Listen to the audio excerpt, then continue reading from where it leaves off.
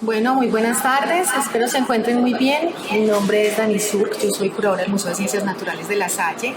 Tengo un gusto de saludarlos, mil gracias por atender a esta invitación para escuchar hoy a Andrea Lopera. Andrea Lopera es bióloga, investigadora del Grupo de Ecología y Evolución de Vertebrados de la Universidad de Antioquia. Ella también es docente de la Universidad CES.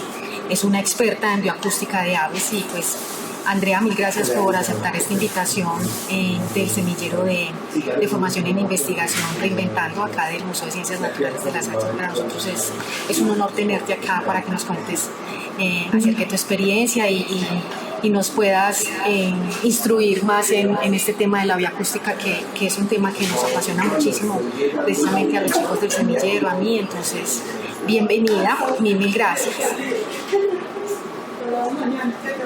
Muchísimas gracias a ustedes. ¿Me escuchan bien? Ok, listo. No, ustedes, muchísimas gracias por la invitación, a ti, Dani, y a David, y al semillero en general. Pues muchas gracias por invitarme. Para mí también es un placer compartirles un poquito pues de esta área que me gusta mucho. No sé si tengo que hacer algo adicional para compartir sonido o si simplemente cuando presente ustedes escuchan mi sonido. Pues hagamos la prueba, Andrea. Se supone que puedes compartir tu sonido y no tendríamos problema. Es compartir eso. Okay. Yo entonces voy ahí están viendo entonces la presentación. Bueno, ahorita que hagamos pues mostrar algo de sonido, miramos si funciona o si hay que hacer algo adicional. Pero entonces, por ahora, pues bueno, de nuevo, muchas gracias. Yo soy Andrea Lopera, soy, como decía Dani, pues bióloga investigadora de la Universidad de Antioquia, del Grupo de Ecología y Evolución de Vertebrados, y pues actualmente también soy docente pues en el área de ornitología en la Universidad CES. Y pues miembro del proyecto Atrapetes, que también hace parte del Grupo de Ecología y Evolución de Vertebrados de la Universidad de Antioquia. Y pues dentro del grupo de investigación he realizado algunos trabajos en esta área de la bioacústica, y es pues de los temas que más me gusta y que más disfruto también de mi trabajo con aves. Entonces iniciemos por contarles sobre la bioacústica. La bioacústica en algunos casos es usada, por así decirlo, como herramienta para apoyar otras disciplinas, pero también yo creo que en este momento podemos decir que es una ciencia, y que es la ciencia que estudia los procedimientos de comunicación sonora en los animales, y también estudia los mecanismos de percepción, o sea, no solo los mecanismos de formación de sonidos, sino también los mecanismos de percepción de esos sonidos y la información que esos sonidos pues contienen.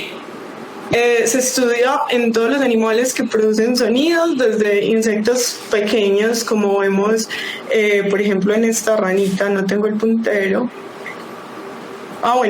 Entonces insectos como la ranita, insectos como el grillo que tenemos acá en este extremo, o también pues animales enormes como las ballenas, los elefantes, o como este cachalote que también está al otro lado de la presentación, y por ahí pasando por otros animales que producen sonidos como las ranas y los murciélagos. Bueno, aquí quería mostrarles un poco como de los inicios de la bioacústica, aunque pues ustedes son un semillero de bioacústica, pero digamos que en general me pareció muy interesante cuando encontré esto, y en la foto aparece Donald Borrer.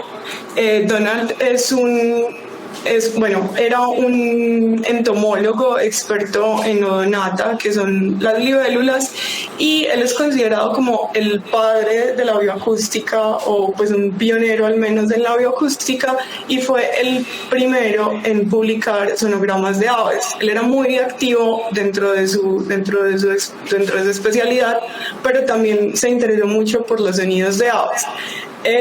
Donald Borrow y otro colega que se llamaba Carl Rees estaba en la inteligencia naval de los Estados Unidos en la Segunda Guerra Mundial, y allí pues ellos tenían un sistema de espionaje para los barcos y los submarinos pues de los contrarios, que se llamaba Vibralizer, y ese Vibralizer estaba diseñado para grabar, pues como para graficar voz humana. Pero pues también obviamente mientras ellos hacían sus labores de espionaje, pues ahí quedaban registrados muchos animales, y entre ellos pues muchas aves. Entonces ellos fueron los primeros en publicar sonogramas, que ellos llamaban vibragramas. De hecho, pues en la Universidad de Ohio en Estados Unidos hay un laboratorio que está nombrado pues en honor al Dr. Borrow, y en este laboratorio están los sonidos que él empezó a grabar incluso pues durante la guerra. Hay sonidos desde 1948, y la colección total son 45.000 archivos, de los que 15.000 son las grabaciones de Donald Borrow. En la foto, por ejemplo, él se ve ya haciendo grabaciones. Esto es después de dejar la marina, ya que él fue pues de los primeros biólogos en usar una grabadora, y en ese momento no era como un micrófono sino un espectrógrafo de sonido. Y gracias como a esto, más adelante en las décadas de 1950, 1960, grabar aves se convirtió como en una práctica mucho más común, y gracias a eso entonces los sonidos de las aves se incorporaron también en las discusiones de la biología, por ejemplo en la discusión de qué es una especie, y también pues empezar a usar esa información sonora para definir también especies, por ejemplo. Bueno, entonces ya hablamos un poquito de la bioacústica, ahora hablemos de las aves, que es como el grupo de vertebrados más diverso en este momento. En el mundo siempre es muy discutida la taxonomía dependiendo de las autoridades taxonómicas a nivel mundial, pero hay más de 11.000 especies de aves en este momento, de las que en Colombia hay alrededor del 19% del total de las especies del mundo. Son 1.954 especies las que sería pues el total según la lista de referencia de las aves de Colombia revisada en el 2020, donde aquí se incluye una especie extinta, especies migratorias, registros hipotéticos o no confirmados y registros erráticos también. Pero al menos en Colombia sabemos que hay 1.539 especies que son residentes en el país, y eso es pues un número muy significativo, y obviamente todas ellas producen sonidos. Bueno, hay unas claves básicas para identificar a las aves en campo, que son la forma y el tamaño, los patrones de coloración, características del comportamiento, el hábitat en el que se encuentran, y muy importante los cantos, los llamados, los sonidos en general. Y esto es muy importante porque hay un porcentaje muy alto de registros que en realidad se hacen a través de sonidos, por eso reconocer los sonidos de las aves es clave pues para detectarlos y registrarlos. Piden, por ejemplo, en un escenario como este, digamos que esto es San Sebastián de la Castellana, creo que de hecho es San Sebastián de la Castellana, que es un área natural bastante grande, está ubicada al nororiente de la ciudad, cerca de Medellín, y hay un paisaje que se ve así, donde pues hay una parte del camino donde de fondo se ve el bosque a lo lejos, y ahí por lo general se escuchan sonidos de aves, pero pues es muy difícil verlas. Estamos entonces les decía que esto es un paisaje de San Sebastián de la Castellana, y que por ejemplo está esta especie que vemos aquí en la esquina inferior izquierda. que es el churrín ocelado, Acropternis ortonix, y es una especie, el sonido es un silbato fuerte que se puede escuchar desde una distancia muy larga. Y esta especie es poco común de los sotobosques de bosques altoandinos, generalmente de zonas de chusque muy denso que dificulta mucho verlo, pero generalmente esta especie se detecta por canto. Además, también había otro canto aquí, que es un canto muy común, que se escucha mucho, pero pues se ve poco en realidad. Y les iba a mostrar el canto de una Inicorina leucophrys, que es una especie muy típica, muy vocal, pero está en áreas con cobertura vegetal muy densa, donde es muy difícil de ver, y a pesar de que posiblemente mientras haga todo el recorrido por el bosque la escuche cantar todo el tiempo, seguramente pues no va a ser tan fácil verla, y hay días en las que tal vez nunca se vea. Seguí otra especie que tiene un canto que es una combinación de un movimiento con el pico y pues como un grito también, por así decirlo, que también se puede escuchar a lo lejos. Ustedes ven que estas dos especies tienen coloraciones como muy crípticas. Este de pronto no es tan críptico y se trataba de un tucán celeste o un terlaque peche azul, que es indígena Nigrirostris. Es otro habitante de los bosques andinos, que a pesar de ser una ave muy grande, pues, o sea, no muy grande, pues no es muy grande, pero sí es una ave grande, pues no se detecta tanto, al menos visual, porque a veces canta muy lejos o canta muy alto, y por eso muchas detecciones pues son auditivas. Ese era el canto que les quería mostrar del tucán. Y además había uno que era les iba a mostrar aquí otro canto de era esto, a ver, ¿cómo es?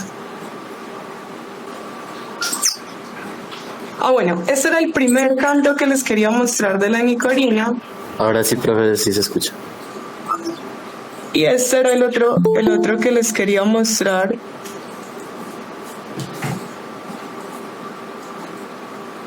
Era una sorpresa pues decirles que los dos cantos eran el mismo, pero ya se dañó la sorpresa porque pues algunas aves tienen más de una vocalización y las usan dependiendo del contexto en el que se encuentran. Entonces, bueno, no solo depende de los hábitos y de los comportamientos de las especies particulares, sino que también hay condiciones y configuraciones del paisaje que dificultan mucho las detecciones visuales. Entonces, a pesar de que se trate de aves conspicuas y vistosas, el sonido es fundamental para quienes trabajamos pues tanto con acústica como con aves, ustedes muy bien lo sabrán. Entonces, por ejemplo, imagínense un escenario como el que tenemos aquí en la esquina superior izquierda, que es un amanecer o pues un atardecer, donde hay muy poquita luz, y generalmente es el escenario bajo el que los ornitólogos trabajamos, es en condiciones pues inicialmente de muy poca luz, a veces hay neblina, a veces está completamente oscuro y uno simplemente empieza a registrar todo lo que suena.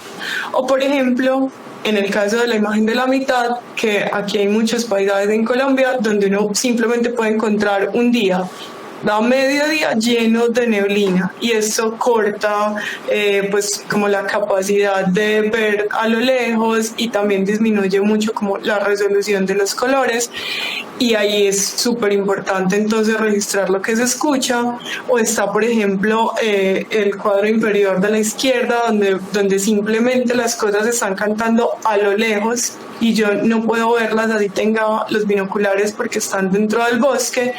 O el último caso del lado derecho, que sería un bosque, por ejemplo, muy alto y muy denso, donde sí hay buena luz, pero las especies se mueven tan alto que uno solamente logra ver siluetas, y aunque la silueta es importante para determinar, pues ahí uno solamente lograría como especies que pueden ser, y si canta, se salva ese registro.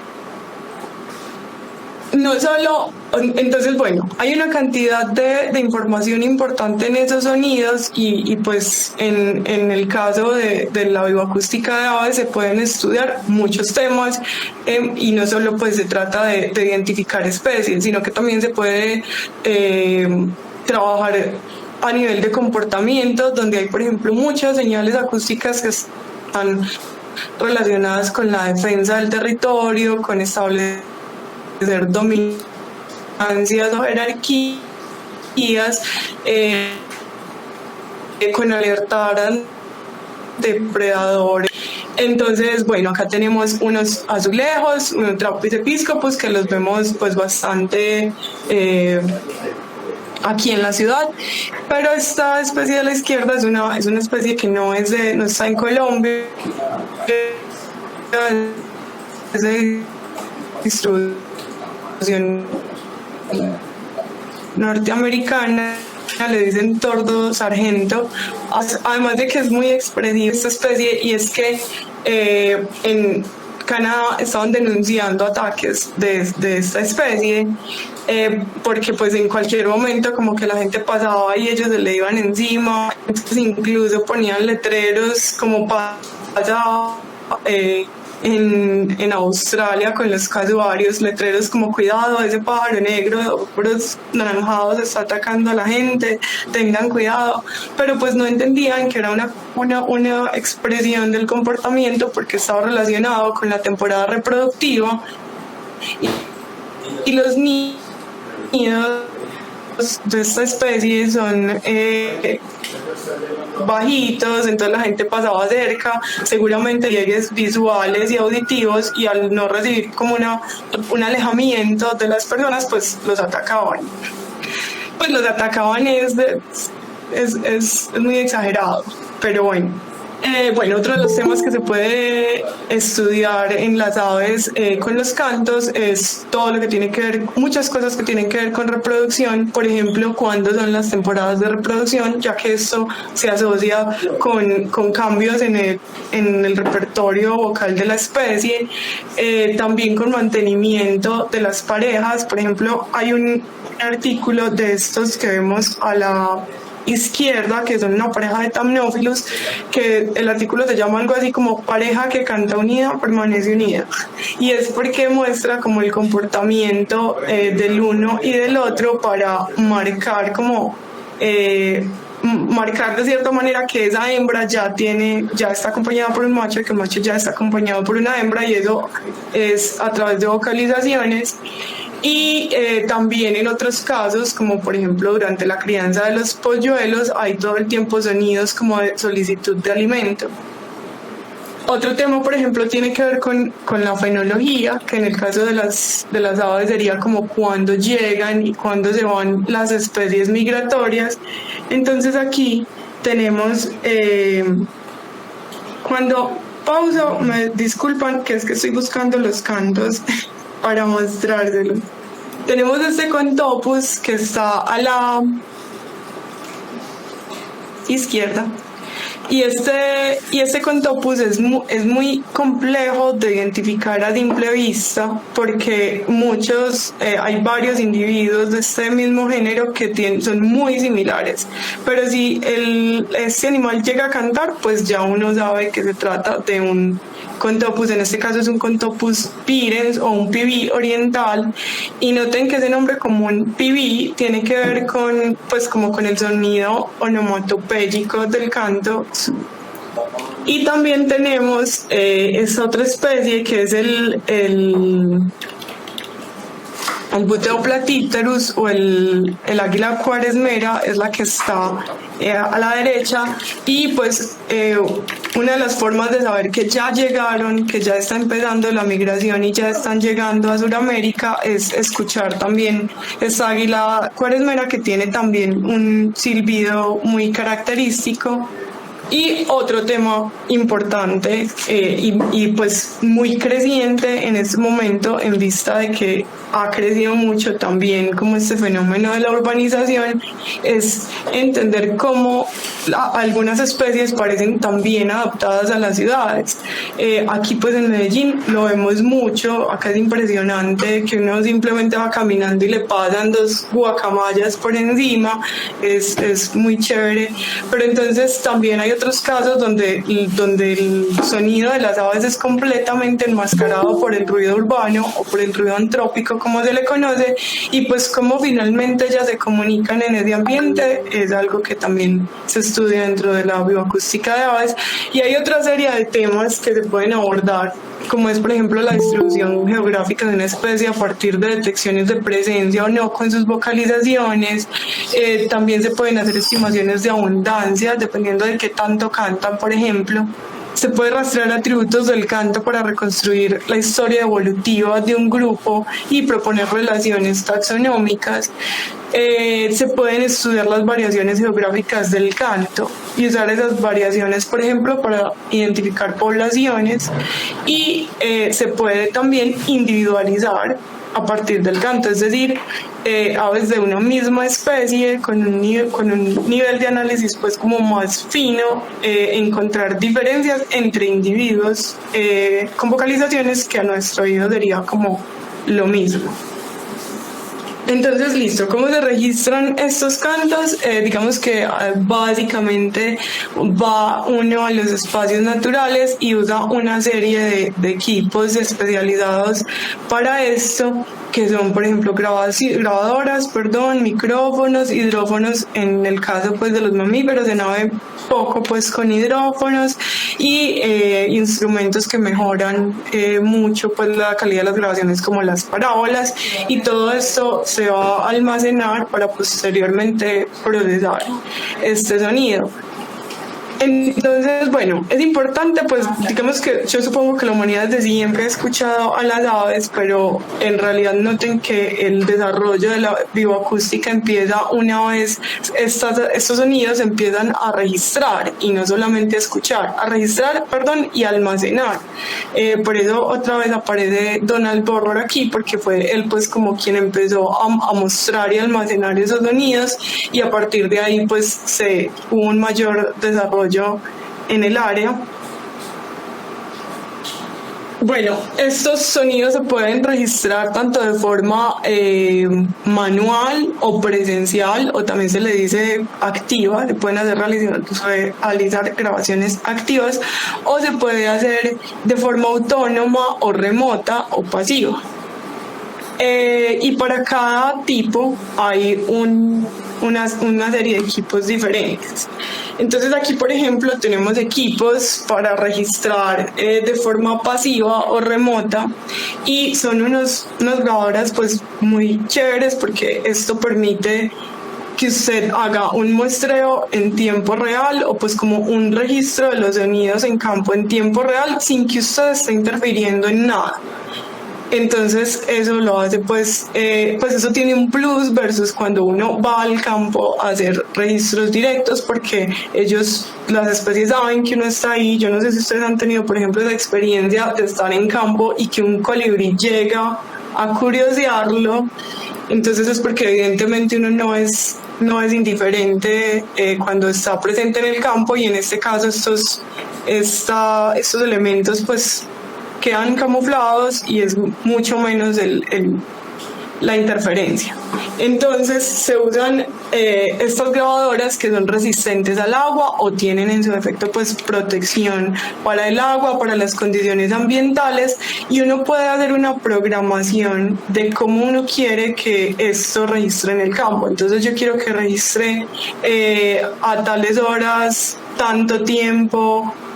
Digamos que aquí ya la restricción es más de la capacidad de almacenar toda la cantidad de datos que esto puede extraer, pero entonces uno pues hace la programación de acuerdo a lo que uno quiere evaluar.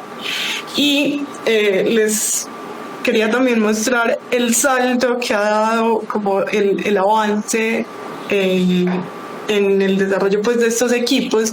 Miren por ejemplo esa imagen de la izquierda, el tamaño de esa grabadora era súper pesada, pues es un material rígido, muy pesado, con pilas grandes, entonces era pues un poco más difícil de llevar al campo, mientras que en la actualidad estamos trabajando con grabadoras como las que se ven a la derecha, que son grabadorcitas pues que caben en la mano perfectamente, que no pesan nada, el material es muy liviano, en realidad lo que pesan son las pilas que usa para hacer las grabaciones, pero pues es una cosa súper diferente. Y este salto ha sido pues como en el tiempo en que yo llevo trabajando con sonidos, pues me ha tocado usar de las dos y de todas las variaciones que hay entre estas dos, entonces pues el avance es relativamente rápido porque pues yo tampoco llevo tantos años trabajando con estos cantos.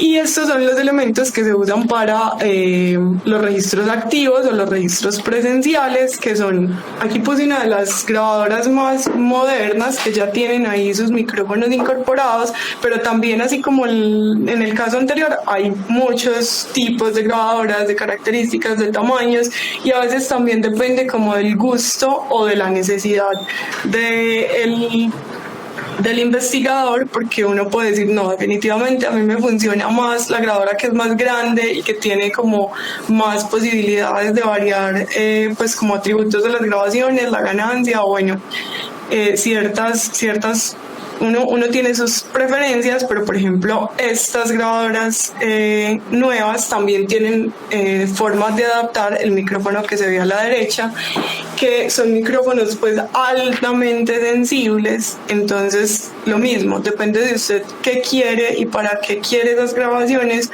usa este tipo de micrófonos que son muy sensibles, o usa el que ya trae la grabadora, o usa micrófonos que por ejemplo pueden grabar todo 360 grados alrededor del micrófono, que son micrófonos omnidireccionales, o este micrófono por ejemplo es un micrófono unidireccional donde literal uno enfoca, pues apunta hacia el ave que quiere grabar y pues queda con muy buena calidad y filtra como todo el ruido, entendiendo el ruido como lo que no se quiere grabar. Aquí entonces les quería mostrar cómo además de lo básico de la grabadora y el micrófono se pueden usar elementos para mejorar la calidad del sonido. En el caso de la imagen de la derecha, por ejemplo, se le llaman literal peluches, o se le llaman también como espumas que aíslan el sonido del viento, por ejemplo, como que no quede esos sonidos en la grabación, pero sí quede el canto. O por ejemplo en la izquierda está una parábola que lo que hace es amplificar, o también es algo así como enfocar el sonido, es como si fuera el zoom de una cámara.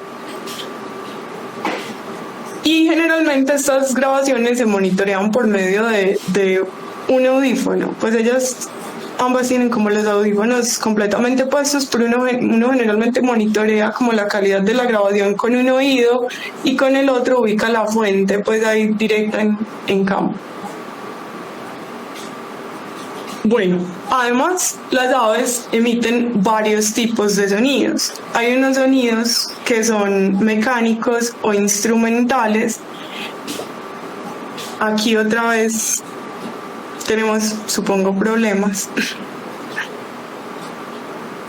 Pero esto lo pueden ustedes mirar más adelante porque es un caso muy, muy reconocido. La especie se llama Machairopterus deliciosus, tiene distribución chocuana y no es la única, son varias, que producen unos sonidos que uno juraría que eso es un sonido producido con vocalizaciones, pero no, son unos sonidos que producen como con el choque veloz de las plumas de las alas. Y no solo es este tipo de sonido, también hay sonidos no vocales que se obtienen, por ejemplo, golpeando las alas contra el cuerpo. Yo no sé si, por ejemplo, han visto un gulungo, una oropéndola, un mochilero, que parte del canto del gulungo, pues él hace una vocalización y finaliza como golpeando con las alas. y es parte de la vocalización. O también está el ejemplo de los pájaros carpinteros, es golpear una superficie con el pico o incluso golpear la maxila contra la mandíbula, y esos sonidos cuentan dentro de los sonidos de las aves, que bien pueden ser incidentales, pero también pueden ser producirse deliberadamente y tener una función. Y en el caso, por ejemplo, de este Maqueropterus deliciosus o de los demás pípridos que hacen este tipo de sonidos, tienen funciones, por ejemplo, dentro del cortejo o en comunicación en general, como pasa con los carpinteros. Esto es todo pajarólogo. Y hay otras vocalizaciones, aquí también había vocalización, se llama, le dicen carcajada, entonces el sonido parece como una carcajada. Como 13. Y esta especie está aquí también en el Valle de Aburrá, se puede escuchar por ahí fácilmente. Este sí es una vocalización. Y la diferencia es que las vocalizaciones involucran el órgano fonador de las aves, que se llama sirín. Entonces, aquí les quería mostrar. Y los montamos para que suene. Miremos si al menos. No, es que hubo un problema con la presentación, ya vi. Aquí, en esta imagen, había una. Ok, no suenan tampoco. La idea era mostrarles que hay como les mostré ahorita con la nicorina, que una misma especie tiene varios cantos. Aquí hay varios cantos y varios llamados, y en este ejemplo les iba a mostrar, por ejemplo, las llamadas que, por ejemplo, son de contacto, o llamadas que son de alarma para comunicar sobre amenazas que están cercanas, o ya el canto, que de hecho suena muy diferente. O sea, no sé si es mucho pedir imaginarse cómo suena esto, pero sí se puede intuir que suenan muy diferente. Y por ejemplo, los cantos ya tienen otras funciones que se han atribuido más como a la atracción de parejas, a la defensa del territorio, y todas estas variaciones de sonidos que puede tener una sola especie, a eso es a lo que se le conoce como repertorio, que ya había mencionado antes el término. Bueno, acá les quería mostrar entonces el órgano fonador de las aves, que es la siringe. Los sonidos vocales necesariamente involucran este órgano. Por eso, por eso la diferencia entre como sonidos de aves y ya lo que es como tal vocalizaciones.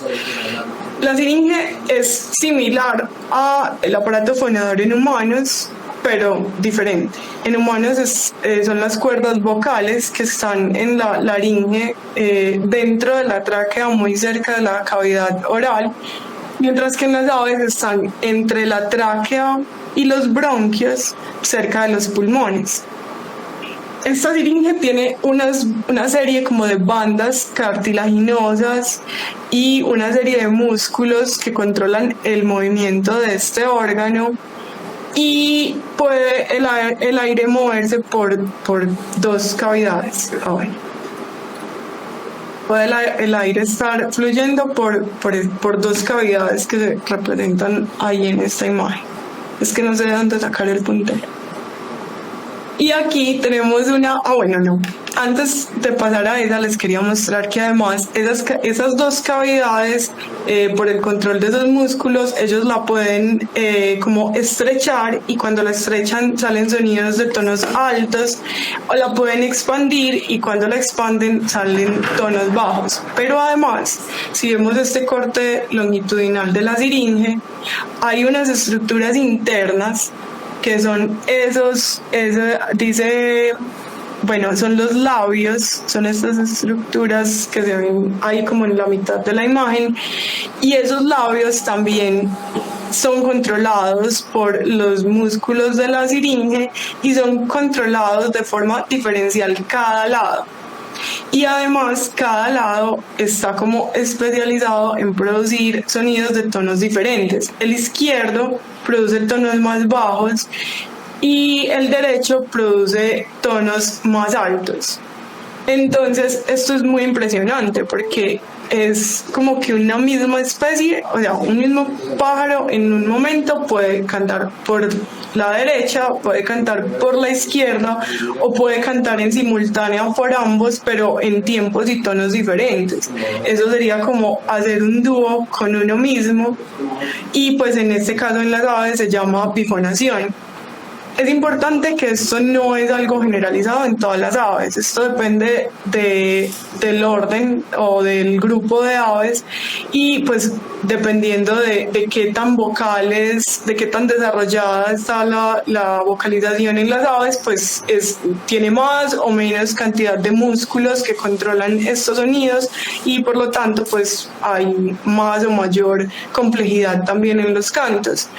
Estos siringes son muy desarrolladas en las aves más derivadas, que son las aves canoras o las aves cantoras, que las vamos a ver en un momentico. Aquí hay una animación que muestra, tampoco funcionó la animación. Yo creo que de pronto esto sí se puede ver desde la presentación, pero bueno, miremoslo con este. Aquí pues tampoco se va a ver ni a escuchar, pero les quería mostrar un ejemplo muy bonito de los casos de bifonación en aves en este zorzal que se llama Hylocycla mustelina, y es que esta especie puede producir al tiempo, como les mencionaba antes, sonidos en velocidades diferentes y en tonos completamente diferentes.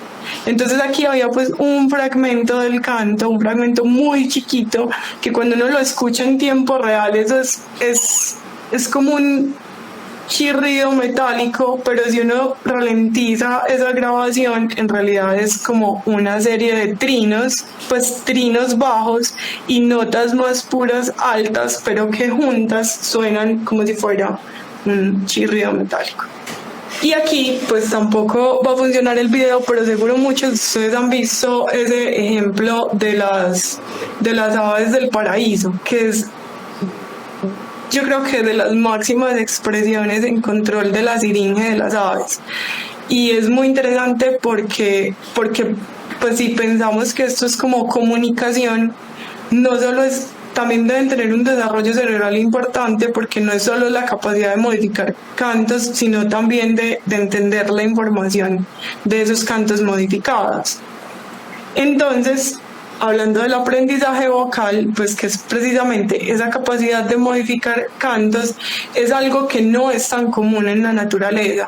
El aprendizaje vocal ha surgido varias veces de forma independiente en un pequeño grupo de mamíferos que nos incluye a los humanos y en aves. Y tiene tanto que ver con las adaptaciones anatómicas que tengan los grupos que aprenden, como la siringe que vimos en las aves, como con la capacidad cognitiva. Entonces, por ejemplo, el desarrollo vocal en aves y en humanos comparten muchas características, incluso a nivel neuronal, a nivel del desarrollo y a nivel social también. Y por ejemplo, esas características es que requiere retroalimentación, así como nosotros aprendemos como de las personas grandes que pueden hablar con normalidad. Las aves también requieren de un tutor. Hay como un aprendiz y un tutor, que generalmente son los padres o individuos cercanos, y estas vocalizaciones se pueden modificar a edades avanzadas. Y como les decía, es complejo, o sea, esta capacidad de aprender no es tan generalizada, porque esto incluye una complejidad neuronal para que el receptor pueda también interpretar esos sonidos que se cambian en tiempo real. Aquí tenemos entonces una representación de cómo se han reconstruido las relaciones evolutivas entre los grupos de aves actuales, donde se observan los grupos en los que hay aprendizaje vocal, que son estos que están señalados con las flechas verdes. Tenemos más abajo a los troquilidae. Ahí antes pertenecían a otro orden, ahora son apodiformes. Luego, hacia arriba, tenemos a los citasiformes y finalmente tenemos a los osines dentro del orden paseriformes, y ya les digo quiénes son uno por uno. Inicialmente tenemos entonces a los paseriformes, que es un gran orden que contiene a más de la mitad de las aves del mundo y que de hecho es también el grupo de vertebrados más diversificado, el orden paseriformes. Y uno puede distinguir muy fácilmente a los paseriformes, son los pajaritos. Pues, por ejemplo, uno sabe que un gallinazo es un ave, pero uno no le dice pajarito, o a una garza no le dice pajarito. A las aves que uno sí les dice pajaritos, generalmente esos pajaritos son parte del grupo paseriforme y también se les reconoce como aves cantoras o aves canoras. Para el neotrópico, este grupo paseriformes está dividido en dos subgrupos, el orden Passeri, el suborden Passeri y Tirani, o osines y subosines, llamémoslos subosines, como está aquí. Este grupo de subosines tiene más o menos más de 1000 especies distribuidas solamente en el Nuevo Mundo, o sea, solamente las encontramos en América, y se ha encontrado en algunos subosinos que cada individuo codifica en su ADN todas las instrucciones necesarias para producir los detalles de la vocalización típica de su especie, con total independencia auditiva de la experiencia auditiva de cuando son jóvenes.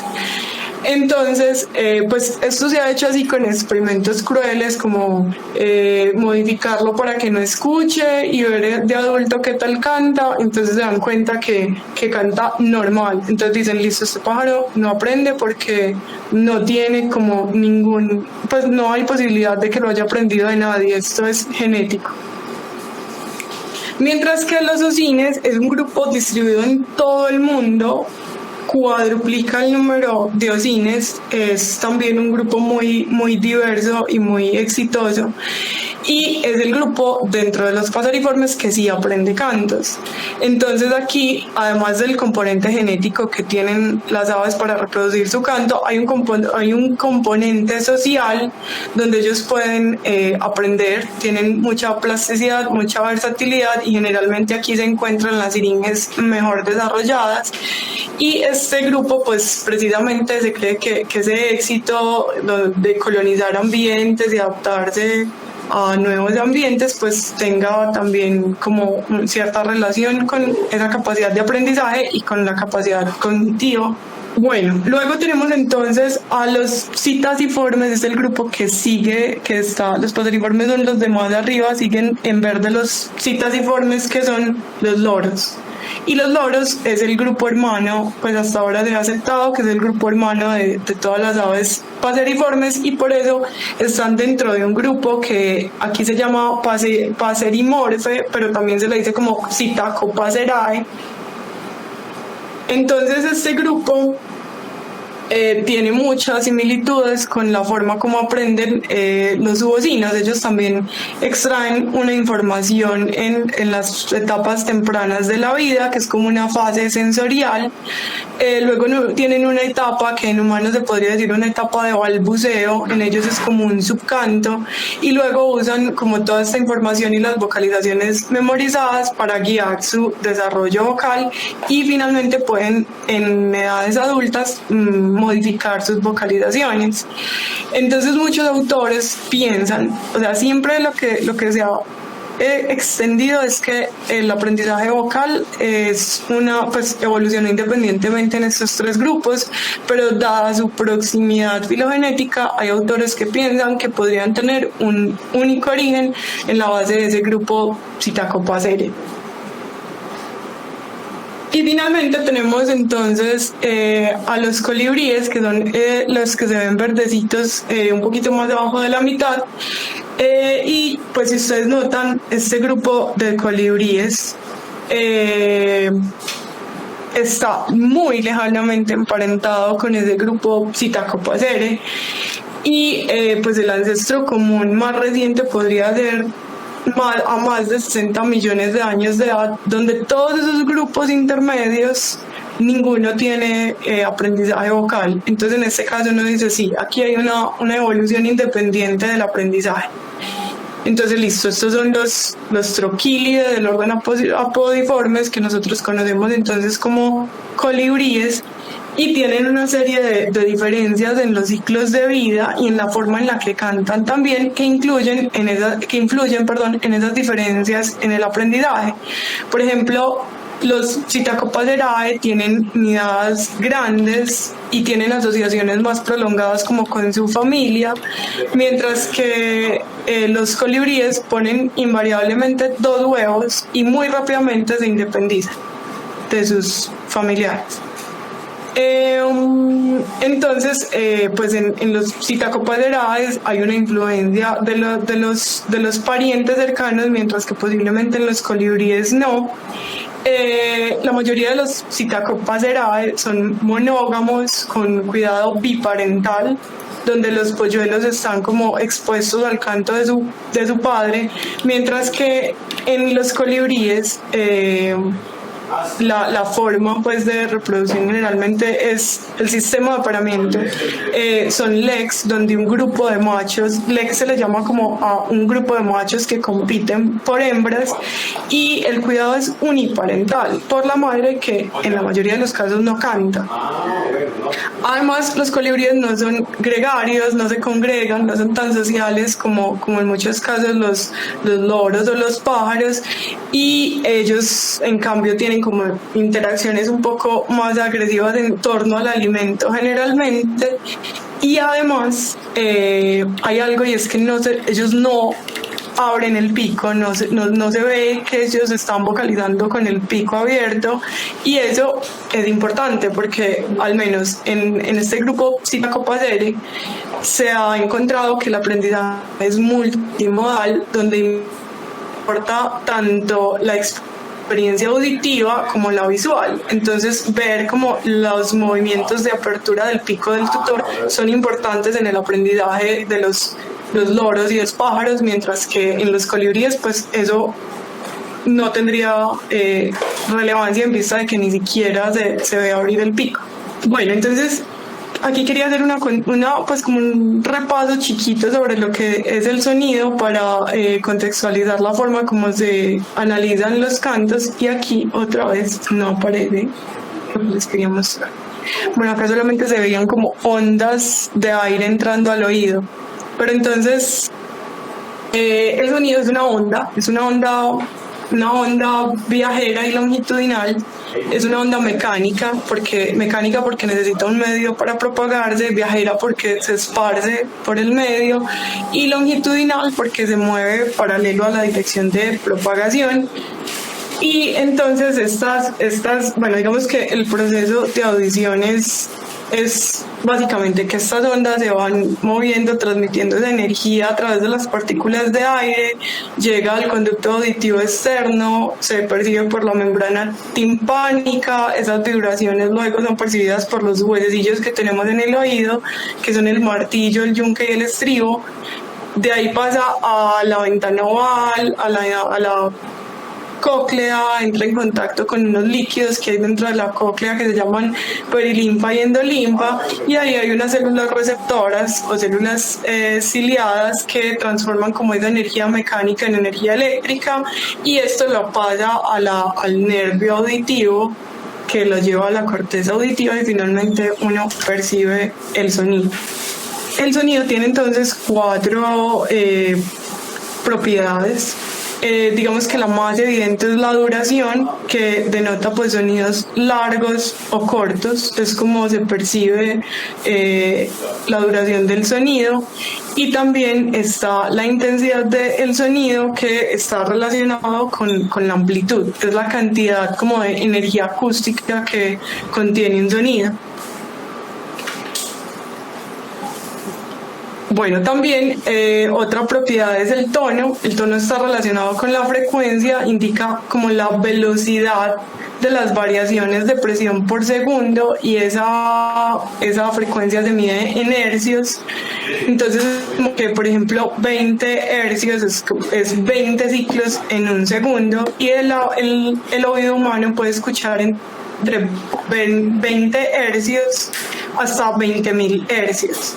Entonces, en realidad es un rango bastante amplio, pero hay pues 20, cuando la frecuencia es baja, cuando son por ejemplo los 20 ciclos en un segundo, uno escucha tonos graves, y en la medida en que aumenta esa frecuencia se escuchan tonos mucho más agudos. Entonces, por encima de los 20.000 hercios está lo que se conoce como ultrasonido, que es por ejemplo el donde cantan, donde vocalizan la mayoría de los murciélagos, y hasta ahí llega la audición. Nosotros no escuchamos a simple oído los murciélagos, y bueno, en humanos esa capacidad de percibir frecuencias altas además se pierden, pues se van disminuyendo con la edad, y pues más aceleradamente también en hombres.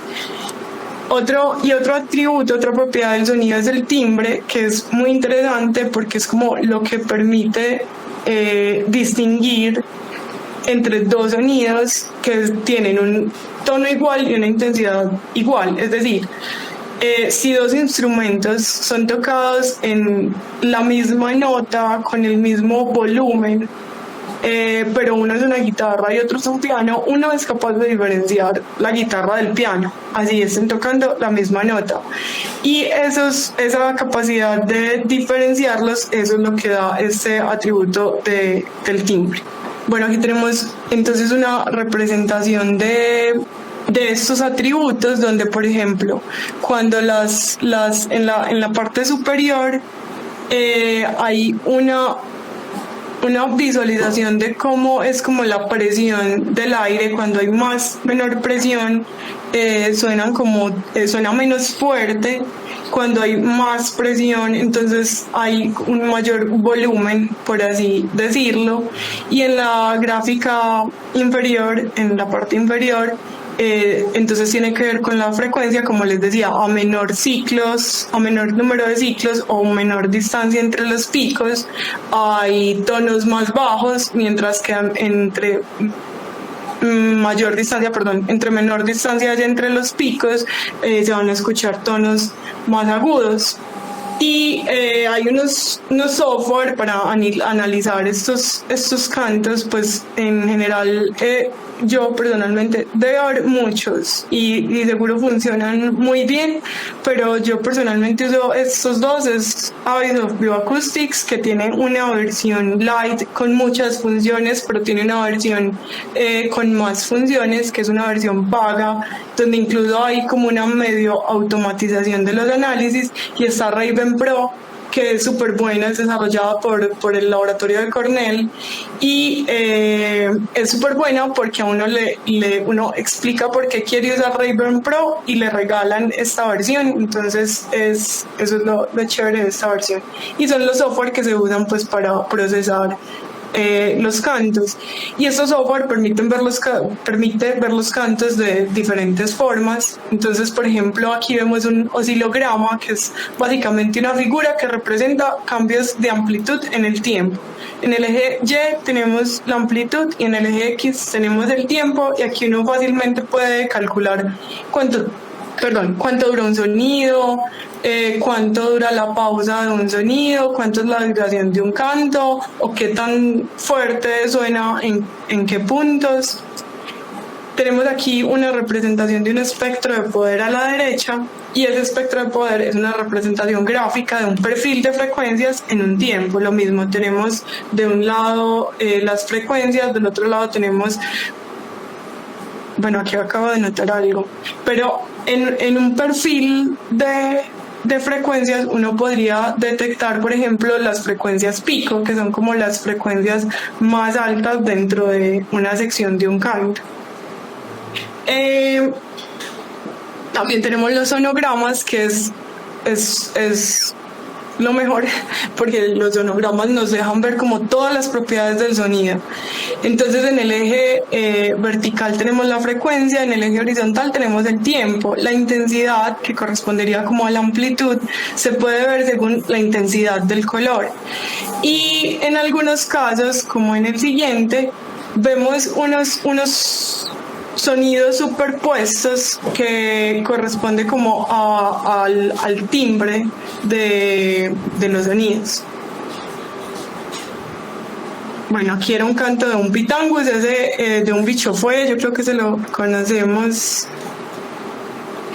Y los sonogramas también permiten identificar la estructura y la organización de un canto. Entonces, por ejemplo, aquí tenemos las unidades básicas que son los elementos o las notas. Entonces, listo. Son los elementos básicos, las notas.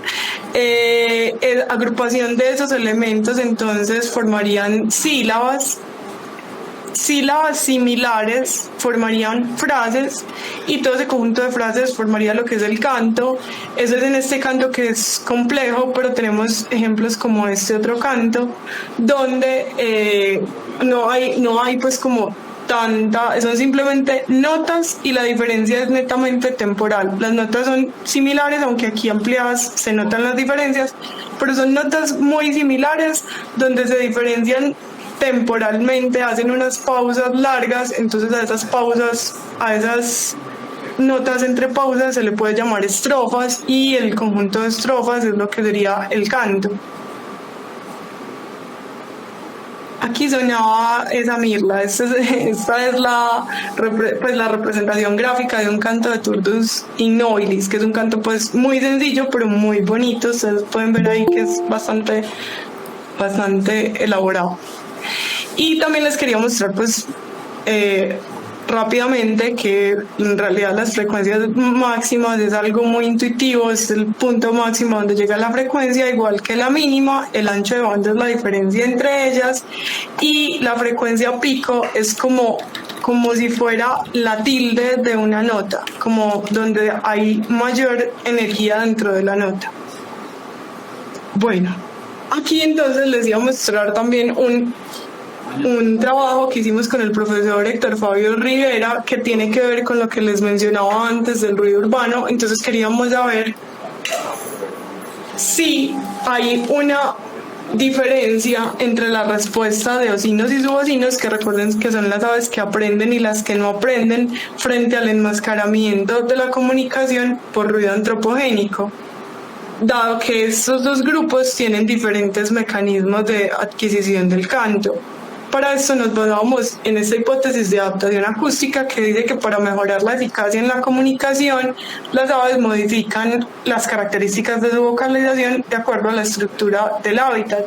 Y hay varias formas de modificar esas vocalizaciones. Entonces, una de ellas es la variación temporal. Esto, por ejemplo, se ha evaluado con aves que cantan a una hora muy temprano y justo en la ciudad esa hora coincide con la hora donde empieza el mayor pico de ruido. Entonces estas aves lo que hacen simplemente es que cantan más temprano o cantan más tarde, cantan todavía de noche o corren el canto a que pase como el pico de ruido antrópico. También está el efecto Lombard, que ocurre cuando yo estoy hablando y pasa un vendedor de aguacates y empieza a enmascarar lo que yo estoy diciendo, entonces yo tengo que subir mucho más la voz para que se escuche por encima de la del vendedor. El refuerzo selectivo es que los aves usan de su repertorio vocal, usan solamente los fragmentos que les conviene mejor en cierto momento. Y la copia selectiva es que pueden incluso tomar fragmentos de otros cantos e incorporarlos dentro de su repertorio si ellos consideran que les conviene para combatir, por ejemplo, el ruido antropogénico. Entonces este estudio se hizo en Medellín, se hizo en 6 sitios urbanos que incluyen pues varias universidades y 6 sitios rurales o periurbanos, donde se hacía grabaciones de, aquí está mal, no eran 4 sino 6 ocinos y 6 subocinos. Esto es chévere porque esto se había evaluado pero como en una especie particular, pues en un ocino o en un subocino, pero aquí teníamos un set de un montón de ocinos y subocinos y podíamos comparar esto a nivel grupal cómo se comportaba. Entonces hicimos grabaciones, hicimos análisis de estas grabaciones, hicimos análisis y mediciones a nivel temporal y a nivel espectral de las frecuencias mínimas, máximas, picos, y mirábamos, por ejemplo, si habían cambios en el repertorio o había cambios temporales, que cantaran más rápido o que cantaran en una hora diferente, y también si habían cambios a nivel espectral. Y por ejemplo encontrábamos que una de las cosas que más variaba era la frecuencia mínima, lo cual tiene mucho sentido porque el ruido urbano es de baja frecuencia. La principal enmascaramiento del ruido urbano se da en las frecuencias más bajas. Entonces las aves lo que hacen era subir la frecuencia mínima. También se observaba que había un cambio en el ancho de banda en las aves evaluadas en la zona urbana versus en la zona rural. Y también era interesante que cuanto mayor era el ancho de banda de la especie, había una menor variación en los atributos espectrales. Es decir, si mi canto justo ocupa poquito espacio del espectro y es bajito, yo estoy obligada a modificar ese canto. Pero si mi canto, por ejemplo, el canto lo habría puesto, pero el canto de un Traupis episcopus, de un azulejo, ocupa mucho del rango audible. Entonces, por ejemplo, uno esperaría que un azulejo no tenga tanto problema para comunicarse, porque si le enmascaran es un pedacito de todo el espacio espectral que ocupa. Y algo pues muy interesante es que todas las especies tendían a aumentar la frecuencia mínima en las áreas urbanas, todas, ocinos y subocinos, a excepción de esa línea azul que está al contrario, que es precisamente un subocino, y que es importante porque uno podría entrar ahí a evaluar a nivel individual si es que en el canto es supremamente conservado. Entonces la gran conclusión de este trabajo es que precisamente se sugiere que ambos grupos, tanto ocinos como subocinos, tienen la capacidad de modificar aspectos de frecuencia en respuesta al ruido antrópico. Y recuerden que habíamos visto ya que lo que se ha dicho de los subocinos es que su canto es codificado genéticamente y que ellos no lo pueden modificar. Entonces esto es interesante porque aquí ya tendríamos como un punto de partida para otros estudios. Incluso pues tenemos un trabajo derivado de ese, que es mi tesis de posgrado, que todavía está en marcha, donde queremos evaluar precisamente el papel del aprendizaje y si hay diferencias entre estos grupos que aprenden y no aprenden, pero entonces a nivel de estructuración genética. Espero más adelante o pronto poder contar sobre esto. Pues no es que no quiera contar, sino que todavía no lo hemos hecho. Bueno, y aquí tenemos pues digamos que nuestro modelo de estudio por excelencia recientemente, que es Atlapetes blancae, y aquí estamos pues aprovechando, por así decirlo, que tenemos como mucha cercanía con esta especie, con el proyecto, y también tenemos como la posibilidad de seguirlos y evaluar como muchas cosas importantes de su ecología, y dentro de eso pues todo lo que tiene que ver con la acústica. Entonces, por ejemplo, creemos que hay una diferencia entre los repertorios de los machos y de las hembras, y eso en este momento se está evaluando. También queremos hacer pues como individualización por canto. Hay algo muy chévere que también, para no alargarme más porque eso da mucho de qué hablar, pero esta ave parece que imita sonidos de otras especies, y también queremos evaluar los picos de actividad tanto durante el día como durante el año, por ejemplo, que eso se puede hacer a través de análisis de monitoreos pasivos, y también se puede incluir, que es algo que sí no lo hemos empezado, un análisis del paisaje sonoro, que también es otro tema interesante dentro de la acústica. Ahí ya no sería dentro de la bioacústica, porque el paisaje sonoro toma en cuenta absolutamente todo el sonido de un lugar, y esto sería entonces lo que en este momento estamos marchando con Atlapetes. Perdón por todos los inconvenientes, esta es pues parte de la bibliografía consultada. Sí, obviamente pues ustedes estarán muy interesados en el tema, y la invitación para los que no trabajan es que igual es cuestión de escuchar. Hay muchas herramientas disponibles. El Laboratorio Cornell tiene herramientas muy chéveres para uno aprender sobre esto. Hay bases de datos libres en línea. Incluso me encontré esta imagen que es muy particular porque encontré en una página que usan sombrillas plásticas como parábolas y pues información está siempre en todas partes. Un trueno es información, el ruido es información. Entonces pues muchas gracias.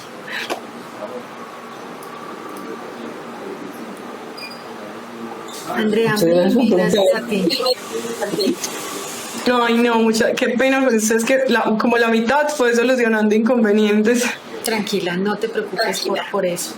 Bueno, llegó el momento de preguntas. ¿Quién quiere preguntarle algo a la profesora Andrea, que tan dadivosamente nos ha compartido tanta información?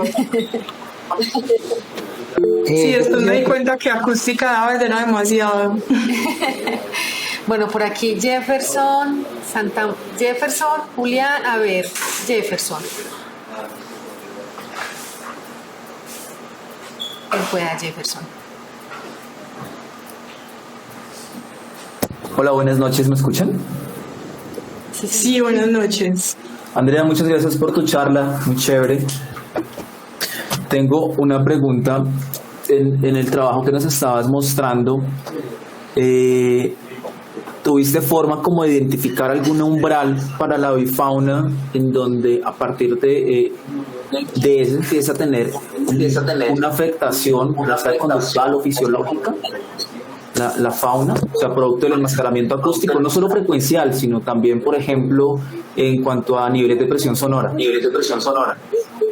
Pues nosotros en ese momento evaluamos primero en los sitios donde hacía, pues tanto en lo urbano como en lo rural, medimos el ruido, que sería como, pero lo que queríamos ver, o sea, sin decir como aquí que hay más ruido, hagámoslo aquí, sino como escogamos estos lugares en la ciudad y en zonas rurales, miremos si efectivamente hay diferencias en el ruido y ahí haremos el análisis.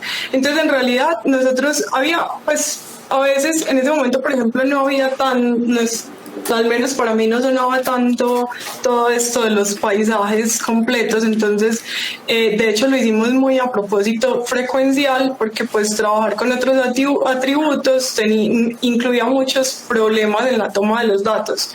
Entonces, por ejemplo, yo no podría garantizar si mido amplitudes que porque las grabaciones eran manuales, las hacía uno allí parado frente a cada uno de los pájaros, entonces no podía garantizar como que esos atributos fueran constantes para evaluarlos y por eso lo hicimos solo a nivel espectral.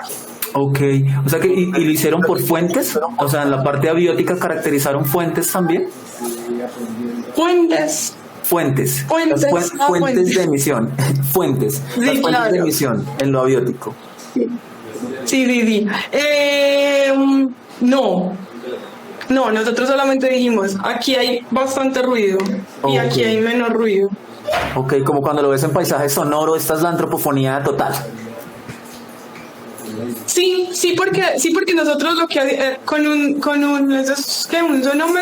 sonómetro decíamos listo, o sea, primero lo que pasa es que este estudio acompañaba a otro que era a nivel temporal, pues a nivel, bueno, sí, era más comportamental, entonces ya sabíamos que en esos sitios había una diferencia de ruido, pero no, o sea, en realidad nos enfocamos como en los cantos de las especies a nivel solamente de tiempo y frecuencias. Ok, Andrea, ¿y este artículo ya está publicado? ¿Lo puedes compartir?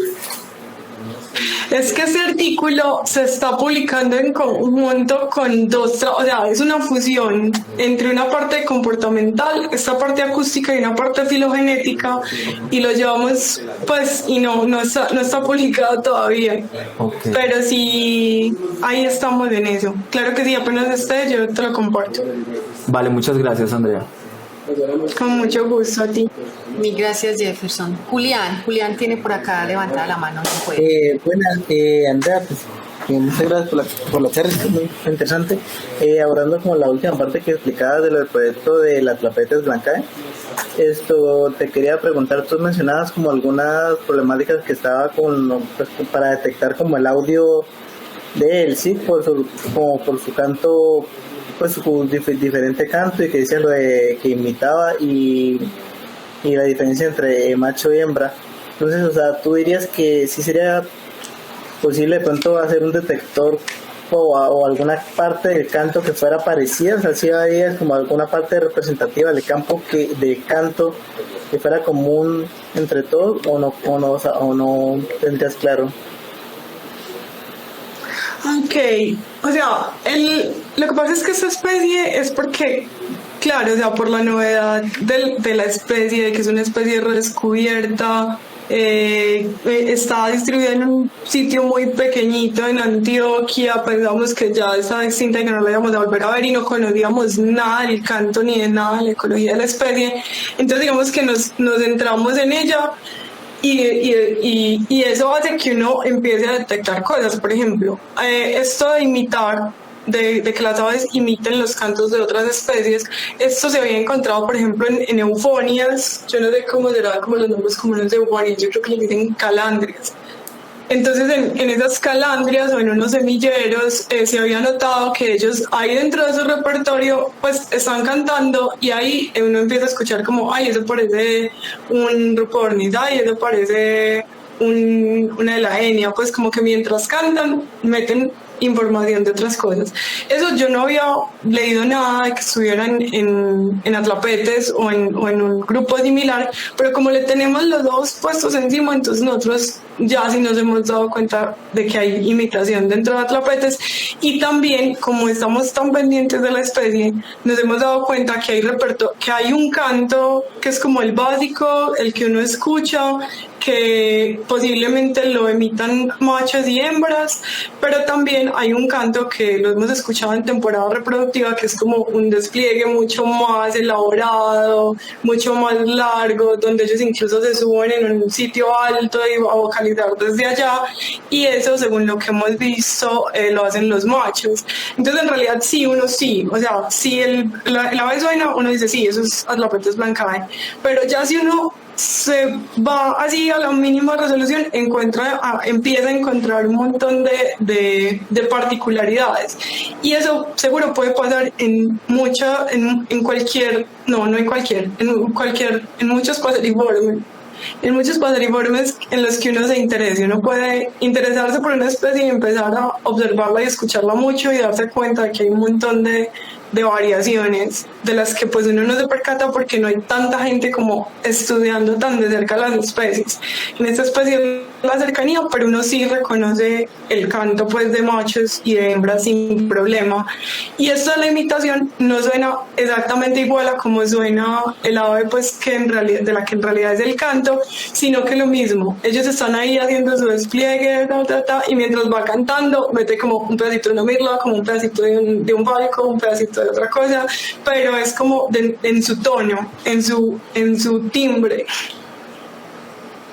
No sé si entendí la pregunta para empezar. Sí, me esa parte. Realmente quería preguntar uno cuando está analizando así como los espectrogramas que tú mostras de las aves, pues digamos, cuando uno está diciendo, digamos, cierto tipo de aves, pues uno siempre tiene como que la forma, o más o menos como el tiempo que dura el canto, o en qué rango de frecuencia se mueve, pero uno como que tan estricto tiene que ser con eso, o sea, o tú quieres, cuando uno ve así como de pronto si uno ve como una forma similar, pero que no está entre las frecuencias normalmente que uno ha visto como los otros, uno como sabe cuándo decir como que no es, o por la duración del tiempo. Pues es importante saber uno con qué especies está trabajando, porque por ejemplo, si es un paseriforme y si es además una de las familias del grupo de los ocinos, estas aves varían mucho. O sea, si usted encuentra variaciones en frecuencia, o por ejemplo, nosotros hemos visto con esta segunda parte que les decía que es parte de mi posgrado que lo estamos haciendo, que por ejemplo en un grupo de los que no aprenden, que es un tamnovilio, un carcajada o atará, ellos, la estructura del canto y la forma de la nota y las frecuencias son las mismas, pero a veces son más seguidas. Lo hago así porque son como pulsos, se hace como ta ta ta ta ta ta ta ta. Entonces a veces es más seguida o a veces un poquito como más pausada, como ta ta ta ta, o a veces es muy larga o a veces es muy corta, es decir, hay más notas a veces o lo empieza ta, ta, ta, ta, ta, y de una vez lo termina. Entonces esas variaciones, digamos que eso está dentro de los rangos fisiológicos de especies de este tipo. Ahí sería pues más como lo que decíamos de ahorita, como a nivel cognitivo y de desarrollo cerebral, si ellos hacen eso es porque también lo interpretan, pero si eso es una enicorina o si eso es incluso un Donotrichia capensis, un copetón, pues si es una especie de cucarachero, es muy probable que uno encuentre muchísima variación, entonces ahí sería como mirar tal vez muchos cantos para darse cuenta que efectivamente hay mucha variación, pero sí hay aves que tienen como cantos más conservados, entonces ahí uno sí se tendría como que preguntar, pues como preocupar por así decirlo, si encuentra pues variaciones muy extremas, bien sea en tiempo o en la estructura de la nota. Y a Tlapetes, o si sabes esto, ¿estaría entre los que aprenden o los que no aprenden? Tlapetes está dentro de los que aprenden. Ok. Vale, muchas gracias. Mil gracias, Julián. ¿Quién más tiene preguntas para la profe Andrea? A ver, aprovechemos. Es el momento. No hay más.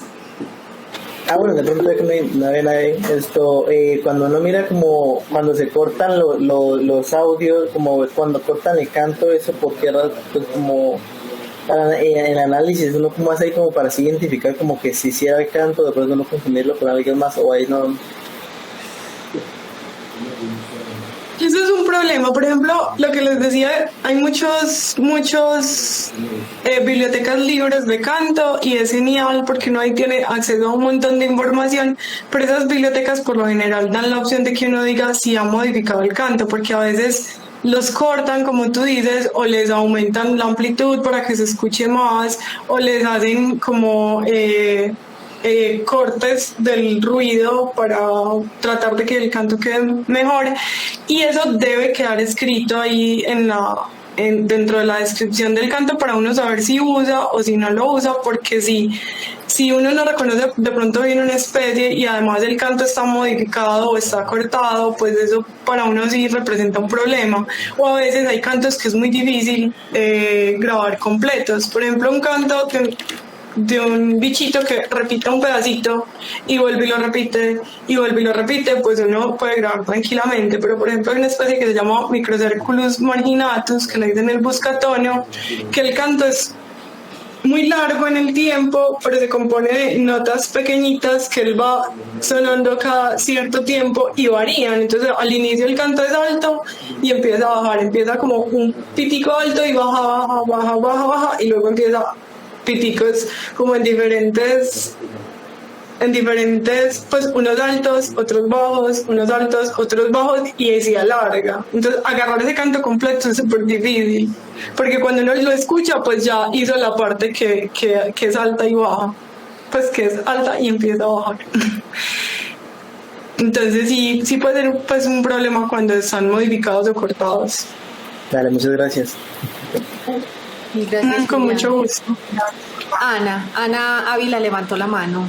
Bien pueden. Andrea, muchas gracias por la charla, estuvo súper chévere y súper completa. Qué lástima no poder tener el sonido porque sí, eso le da como más magia a las cosas. Yo te quería como preguntar para ti, ¿cuál crees que es como el desafío más grande de trabajar con bioacústica de aves? Pues a ver, tal vez el desafío más grande es el volumen de información que uno puede adquirir. Porque digamos que, bueno, es que hay varios. Porque, por ejemplo, yo creo que es Jefferson, si no estoy mal, está enterado de qué proyecto hablo yo, pero hay un proyecto donde donde yo escuchaba sonidos de, bueno, no sé, o sea, eran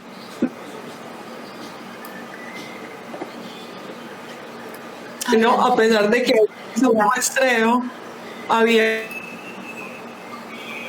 demasiado tiempo y en esos sonidos, en esos archivos habían archivos nocturnos y diurnos, y en los nocturnos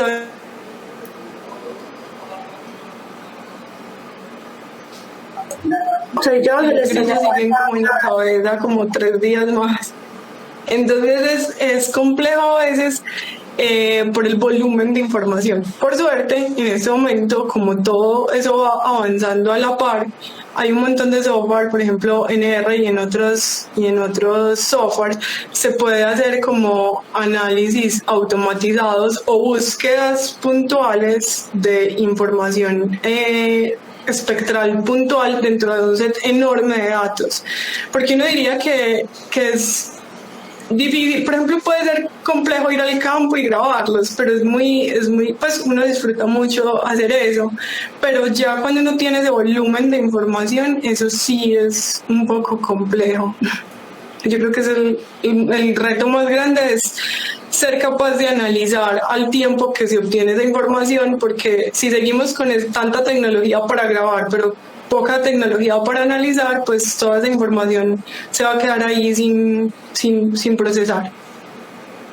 Sí, yo creo que es un desafío como general para toda esta disciplina, pero igual creo que para veces es un poquito como más sencillo, bueno, no más sencillo, sino que está como más avanzada esa como esa técnica para poder automatizar las cosas, porque pues hay mucha más información de todos los cantos, cuando pues de pronto en otros grupos sí queda un poquito más difícil poder automatizar eso por la falta de información.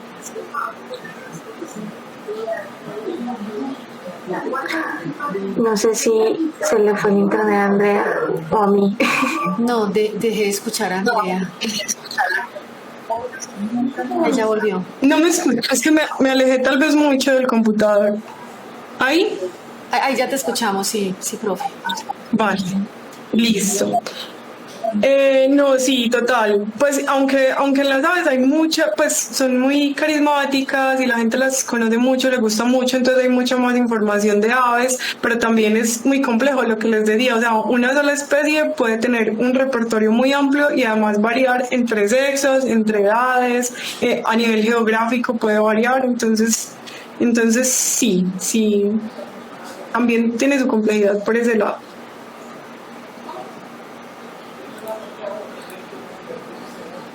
Vale.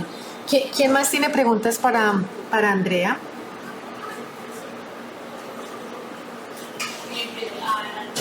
¿No más? Bueno, entonces me pido yo. André, mil gracias por la presentación, fantástico. No, aprendimos pues, yo aprendí muchísimo. Mil gracias por esta amabilidad en darnos toda esta información. Yo tengo curiosidad en algo y es, bueno, cuando presentabas el tema de la hipótesis de adaptación acústica, en ese momento me surgió la pregunta sobre si se ha probado esa hipótesis en especies endémicas de Colombia. Si de pronto hay estudios. A ver, en especies endémicas de Colombia. Que tú conozcas, yo no conozco. Que tú sepas. No conozco pues el caso sería en Atlapetes, que estamos como todo lo que sabemos lo estamos poniendo en práctica en Atlapetes. Podría ser un caso, pero como esta hipótesis se ha puesto como a prueba con con estas variaciones, por ejemplo, de cómo se adaptan al ruido antrópico. Entonces, generalmente es en especies súper generalistas, como en especies comunes, generalistas, que se adaptan fácilmente a varios ambientes. Entonces, en realidad yo no conozco, no sabría, tendría que revisar, pero no conozco un caso donde se haya puesto a prueba con una ave endémica de Colombia. Lo podemos hacer con atrapetes. Vale, gracias. Y si hay también trabajos que documenten un poco como el repertorio de las hembras, que es que siempre ha sido como mucho los machos, pero en las hembras hay trabajos así bastante. No sé. Sí, justo de las últimas cositas que revisé, pero no alcancé, en realidad no alcancé a ver todo, es un review que salió sobre como el papel del canto de las hembras, por exactamente eso, porque decía como todo aquí, pues primero todo se ha enfocado en los paseriformes y todo se ha atribuido a cosas de protección de territorio y reproducción. Y entonces ahí tiene una carga importante pues el canto de los machos. Además es una realidad pues que en muchos casos es el macho el que vocaliza. Incluso hay especies donde la hembra no vocaliza, o el macho tiene un mayor desarrollo pues como de la vocalización, un repertorio más amplio, pero también hay hembras que vocalizan. Uno de esos estudios, por ejemplo, era el que mencionaba del Thamnophilus, donde ahí casi que era para evaluar el rol del canto de la hembra, porque siempre ellos cantan uno seguido del otro o a dúo. Entonces, por ejemplo, ese estudio en particular concluía que la hembra lo que hacía era como proteger a su pareja con el canto, o sea, como que él canta y mantiene el territorio, y ella hace que otras hembras, es como para ahuyentar hembras y que pueda permanecer con su pareja. Eso en ese caso es de Thamnophilus, pero por ejemplo que está chévere revisarlo, decía como que no necesariamente tiene que estar asociado a temas reproductivos o de territorio, y también hay unos estudios también muy recientes donde dice que los pájaros pues pueden cantar casi que porque sí, o sea, por placer también, como que al parecer cuando ellos cantan hay una producción de como de esas hormonas de felicidad, que al menos en humanos son las hormonas de la felicidad, y que también hay como unos cambios hormonales cuando los aves reproducen su propio canto. Entonces también eso le daría como pensar que a veces puede ser que el canto ocurre por placer del lado de que canta. Sí, es muy chévere. Vale, mil gracias, Andrea. Entonces, pues no siendo más, mil gracias para todos, profesor Andrea, nuevamente mil gracias, fenomenal. No, muchas gracias a ustedes por todo el tiempo también, y por la paciencia y por el interés, claro que sí. Bueno, entonces hasta luego, que estén muy bien. Les estaremos notificando acerca del próximo invitado, la próxima charla. Mil gracias. Hasta luego. Gracias, hasta luego. Hasta luego.